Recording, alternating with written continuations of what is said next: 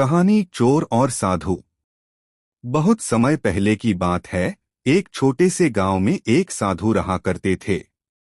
वे बहुत ही सरल जीवन जीते थे। एक पेड़ के नीचे उनकी कुटिया थी। कुछ पुराने कपड़े और एक कमंडल ही उनकी सारी संपत्ति थी। लोग उन्हें बहुत सम्मान देते थे क्योंकि वे हमेशा सच बोलते थे, ईमानदारी से जीवन जीते थे और जरूरतमंदों की मदद करते थे। एक रात गांव में एक चोर आया। उसे पता चला कि साधु के पास कुछ सोने के सिक्के हैं जो किसी भक्त ने दान में दिए थे। उसने सोचा, अगर मैं इनसे ये सिक्के चुरा लूं तो कुछ दिन आराम से जी सकता हूं। चोर चुपचाप साधु की कुटिया में घुसा।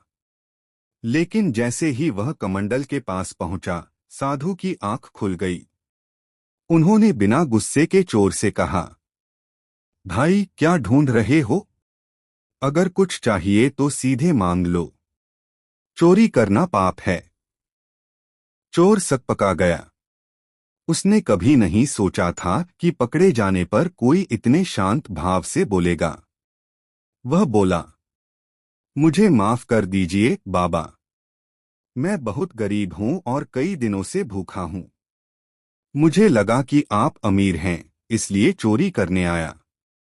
साधु मुस्कुराए और बोले, अगर भूख ही है तो पहले खाना खा लो।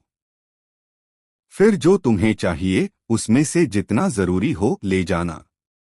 साधु ने अपने पास बचा हुआ सादा खाना चोर को दिया और उसे प्रेम से खिलाया। खाना खाने के बाद चोर की आंखों में आंसू आ गए। उसने कहा, बाबा, आपने मेरे जैसे पापी को न सिर्फ खाना दिया बल्कि चोरी से भी बचाया। आज से मैं कभी गलत रास्ता नहीं चलूंगा। उस रात के बाद वह चोर साधु का शिष्य बन गया और सच्चाई और सेवा के मार्ग पर चल पड़ा।